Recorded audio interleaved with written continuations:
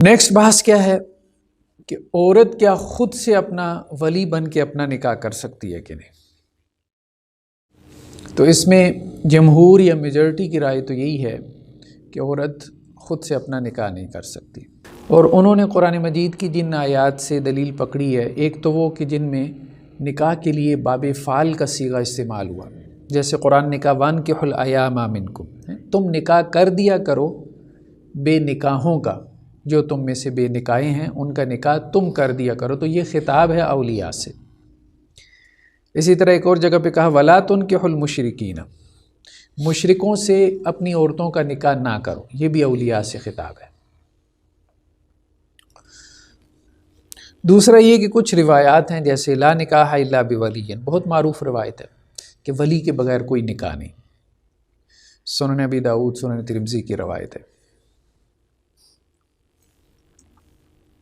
اسی طرح حضرت عائشہ رضی اللہ عنہا سے یہ روایت بھی معروف ہے سنن ترمذی کی کہ جس عورت نے اپنا نکاح خود کیا، ایما امرأۃ نکحت نفسها بغیر اذن ولیہا، اپنے ولی کی اجازت کے بغیر،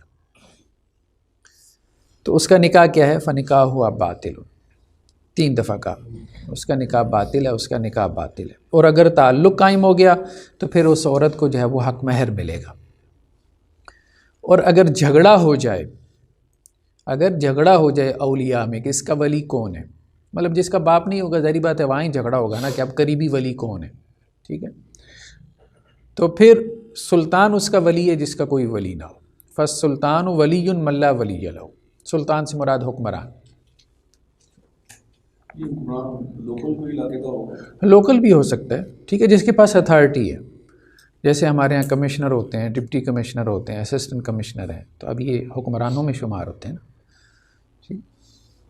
اسی طرح سے جو ہے وہ کورٹ اگر سنجیدہ ہو، اس طرح سے نہیں جیسے ابھی کورٹ جو ہے وہ میرجز جو ہے ہوتی ہیں وہ تو ایک بیان حلفی ہوتا ہے، وہ میرج تو ہوتی کوئی نہیں، لیکن اگر کورٹ سنجیدہ ہو تو جج بھی جو ہے وہ ایک ولی ہے، بن سکتا ہے، اس کے پاس اتھارٹی ہے نا۔ لیکن جس طرح سے چل رہا ہے اس طرح سے نہیں، اس طرح سے تو ولایت ثابت نہیں ہوتی، اور نہ ہی جج اس معنی میں جو ہے۔ تو جمہور جو ہے وہ فقہا کی یہی رائے ہے، صحابہ میں سے، تابعین میں سے، تبع تابعین، ائمہ دین میں سے جمہور کی رائے یہی ہے کہ ولی کے بغیر نکاح نہیں۔ آگے بحث کرتے ہیں۔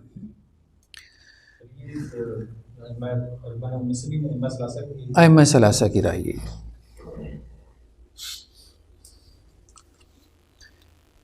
احناف کے ہاں جو مفتہ بھی قول ہے، ویسے تو بہت سارے قول ہیں احناف کے ہاں، اس حوالے سے 7 اقوال ہیں کہ ولی کے بغیر نکاح ہوتا ہے کہ نہیں ہوتا،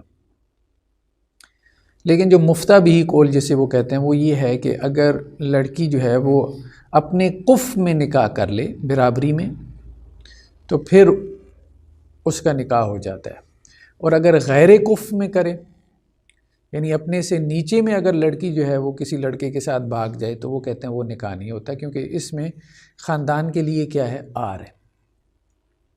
اگر اپنی برابری میں کرے گی تو وہ کہتے ہیں اس میں خاندان کے لیے کم از کم آر نہیں ہے۔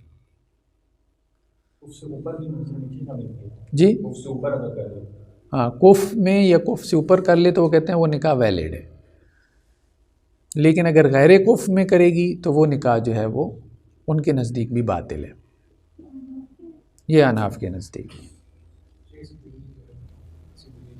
وہ انہوں نے قرآن مجید کی کچھ آیات کو دلیل بنایا، مثال کے طور پہ جیسے یہ قرآن مجید کی آیت ہے حتیٰ تنکح زوجا غیرہ، وہ کہتے ہیں یہاں پہ نکاح کا جو فاعل ہے وہ عورت ہے، تنکحہ میں ہی ضمیر ہے نا، جیسے انہوں نے وہاں پہ صیغے سے استدلال کر لیا، انہوں نے بھی صیغے سے استدلال کر لیا، تو اللہ تعالیٰ یہ کہہ رہے ہیں کہ اگر شوہر نے اس بیوی کو طلاق دے دی، یعنی تیسری طلاق دے دی، تو وہ بیوی جو ہے وہ حلال نہیں ہے اس مرد کے لیے، یہاں تک کہ تنکحہ، وہ بیوی نکاح کر لے کسی اور۔ جی ہاں، یہ بھی ایک دلیل کچھ لوگوں نے پکڑی ہے کہ یہاں اگر ثابت ہوتا ہے تو یہ مطلقہ کے لیے یا سیبہ کے لیے، کماری کے لیے نہیں ہے، ٹھیک ہے، اس لیے کچھ لوگ اس طرف چلے گئے۔ جی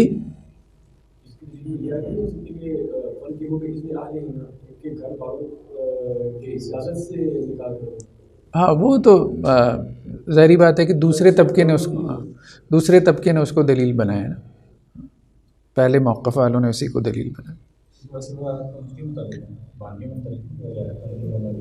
ہاں دوسرا یہ آیت بھی کہ فَلَا تَعْضُلُوهُنَّ أَن يَنكِحْنَ أَزْوَاجَهُنَّ، کہ وہ نکاح کریں اپنے. لیکن یہاں پہ بھی سابقہ خاوند کی بات آ رہی کہ جس خاوند سے اس کی ایک طلاق ہو چکی اور ایک طلاق کی وجہ سے سیپریشن ہو گئی، یعنی طلاق بائن ہو گئی، تو اب اپنے سابقہ خاوند سے وہ نکاح دیکھیں یہاں تو نہیں روکنا چاہیے، یہ بات تو سمجھ میں آتی ہے. یہاں جو ہے نا وہ مطلب جس سے پہلی اولیاء نے ایک مطلب مرد کے نکاح میں اس کو دے دیا، تو اب اس سے اس کی ایک طلاق ہو گئی ہے. اب اگر وہ بیوی جو ہے وہ اس کی طرف واپس جانا چاہتی ہے تو وہاں ولی کی اجازت جو ہے نا وہ غیر معقول معلوم ہوتی ہے. مطلب ہو جائے گا، نکاح ہو جائے گا. اگر واپس جائے گی تو باقاعدہ وہ نکاح کرتے ہیں یا پھر باقاعدہ دیکھیں نا وہ طلاق میں ہم تفصیل سے پڑھیں گے. طلاق میں یہ ہے کہ اگر ایک طلاق دی ہے اور عدت میں رجوع نہیں کیا تو وہ طلاق بائن ہو جاتی ہے، یعنی سیپریشن ہو جاتی ہے.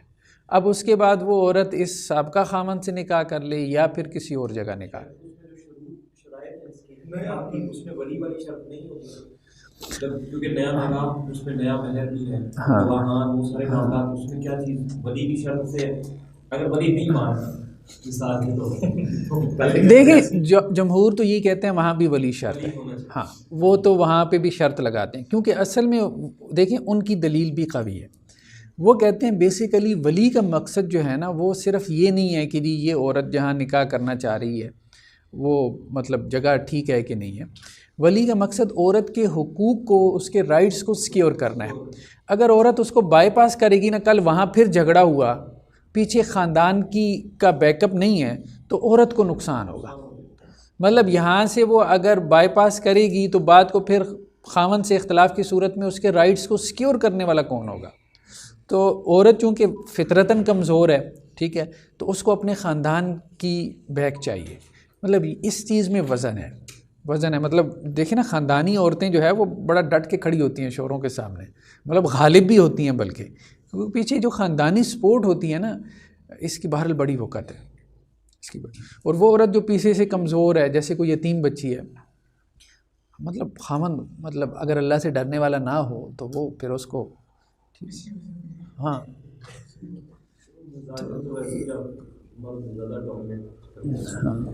تو بہرحال یہ اصل میں بیسیکلی ولی کے پیچھے یہ کانسیپٹ ہے. حکمت مطلب یہ ہے عورت کے حقوق کو سیکیور کرنا. مطلب ہمارے ہاں اب دیکھیں نا لبرلزم والے وہ اور طرف چلے گئے، حالانکہ یہ تو عورت کے حقوق کو سیکیور کرنے والی بات تھی. وہ اس کے رائٹس کی طرف چلے گئے، بھائی گھر سے باقی کیوں نہیں نکاح کر سکتی، ولی کون ہوتا ہے. اب وہی جب اگلے دن جھگڑا پیدا ہوتا ہے تو اب کون لڑنے والا ہوگا؟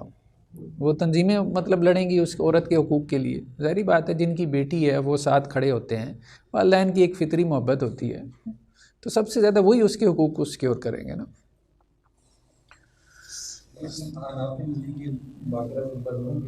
جی دونوں کے لیے، ہاں ان کے نزدیک دونوں کے لیے ٹھیک ہے. باقی وہ یہ کہتے ہیں کہ ولی کا ہونا مستحب ہے، پریفرڈ ہے، بہت اچھی بات ہے، لیکن وہ کہتے ہیں یہ رکن نہیں ہے.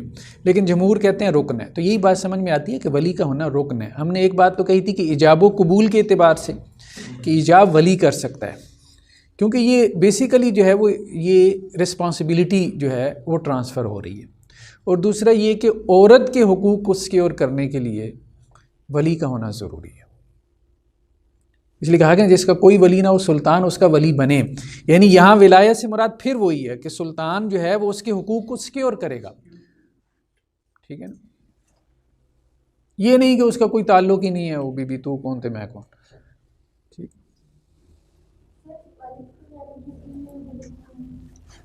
والد کی غیر موجودگی میں پھر اس میں ایک ترتیب ہے. دادا ہے، دادا نہیں ہے تو اس کا تایا ہے، وہ نہیں تو چچا ہے، چچا نہیں ہے تو بڑا بھائی ہے. تو اس طرح سے ترتیب ہے.